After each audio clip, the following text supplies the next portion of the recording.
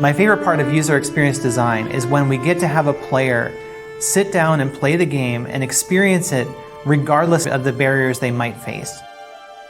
Seeing players just overjoyed at the experience is one of the things that brings absolute joy to my heart. I hope that everything that we do to make accessibility better within the game, that's something that we can bring to as many people as possible.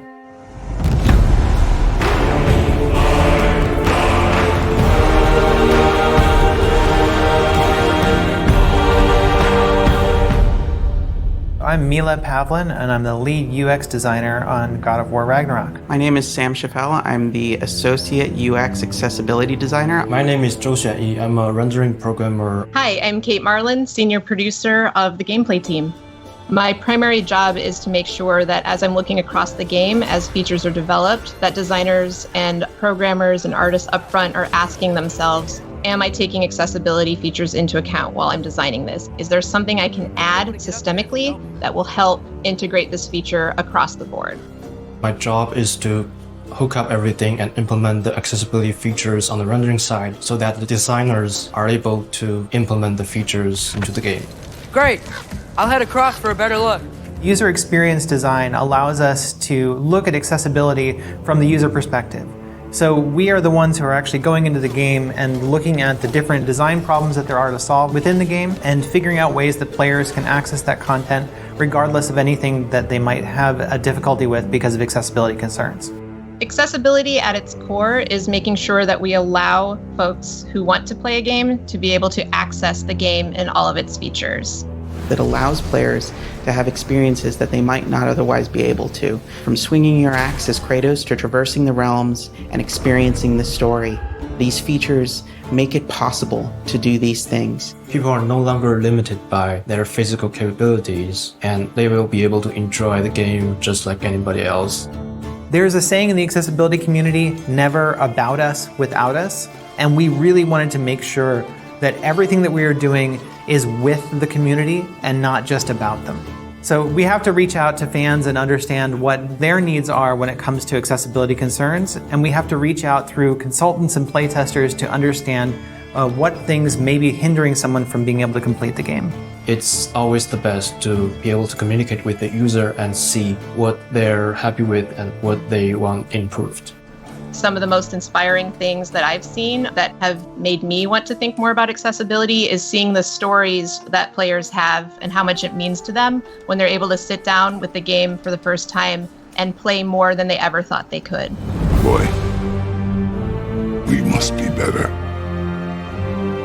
You must never forget that. With the last God of War, we ended the game understanding that there were major problems with the way that we were designing for accessibility. Based on community feedback from the last title, we've incorporated several features into this title to make the experience more accessible. We talked to them about what they needed in order to play going forward, and we started to prioritize things very early in production. I think that was one of the biggest lessons we learned, is that early production, making sure that we have everything in place at the beginning of the development cycle. If you're trying to bake a blueberry muffin, you don't wait until the end to put the blueberries in. You make sure that it's in the batter. And with accessibility, we needed to make sure that we put those blueberries into the batter at the beginning so that they could bake in and we would have accessibility at the end.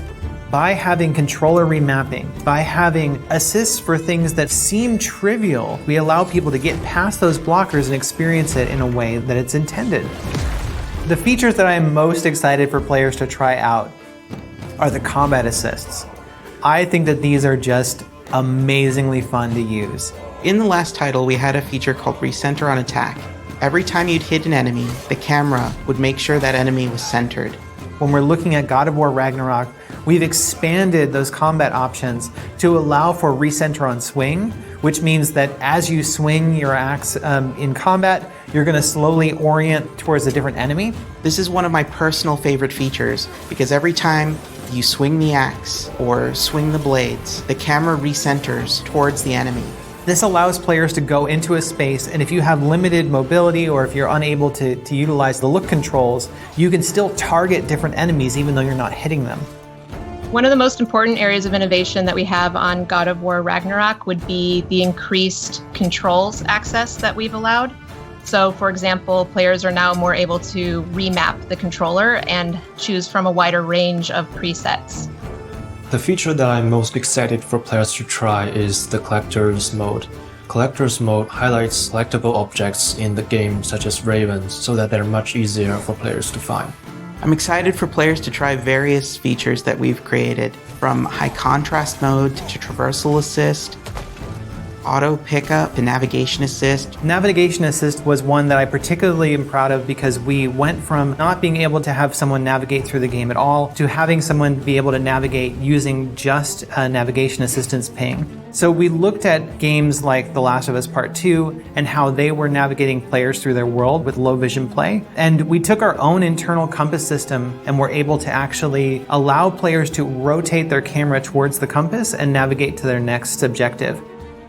Other features to look out for would be subtitle customization. So, for example, you can color the subtitle differently from the speaker, and you can even have the speaker name show up or turn that off if you don't like to see that speaker name in front of there. You can set a background for the captions. So when you're seeing the text, if you need more contrast behind the text, that's an option that's added in there. Another cool, exciting feature that we added was directional indicators to our captions and subtitles. So wherever a noise caption is coming from, the arrow will be pointing to it. So if there's a character speaking and you see the subtitles on the screen, there will be an arrow pointing out also where that character is relative to the player's camera. All these features will enable players to experience the game in different ways and adjust the challenge to their needs. Some of the things that I found useful are just settings around kind of reducing the amount of inputs I have to do when I don't feel like it's super necessary for me to control that aspect of the game. This one has helped me by having options like traversal assist, which just kind of makes the character vault over things and climb up things automatically, which reduces the strain on my body so I can just get ready to fight rather than just be spending time like traveling over things. I think a big misconception people have about accessibility features is that they're only applied to certain people. It's not about making a game easy. It's not about adding cheats. Accessibility controls are beneficial for everyone. It's beneficial for people with disabilities to be able to better engage with the game, but also open up those menus and see what they can do for you. People think accessibility means easy mode, and it is absolutely not about easy mode. If someone is unable to use their hand, for example, it doesn't mean that they want a lower difficulty. They just need it to be able to set the controls in a way that allows them to use the controls differently. I'm partially deaf, so I can only hear out of my right side. The fact that they had audio panning made me really, really happy because I still can feel vibrations through my left. So I just channeled more of the audio through to my right side, which enabled me to hear everything just kind of better. Growing up playing games one-handed was very challenging. Early games didn't have all the accessibility features that games like God of War Ragnarök and The Last of Us Part 2 have. There's a stronger motivation there to be a better developer and a better designer when you know that you are making people's lives better by allowing them to play.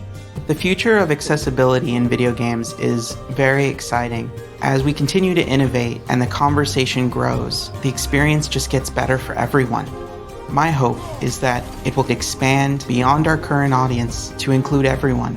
The more every studio takes in information about what can make accessibility better, the more we can inspire each other and the better we can make all of our games more accessible. I really have a high vision of making games that are not just accessible in the way that you can just get through them, but that they're accessible in a way that they are enjoyable and create more choice for players. When we look at the way that the industry is turning, we're moving away from this idea of let's just get the player through the game and more into how can we make an accessible game the most enjoyable experience, and how can we integrate these things into our games at a core level so that every player has access to those things. And as we expand that, I think that we're going to see an industry that is not only more accessible but is more enjoyable overall.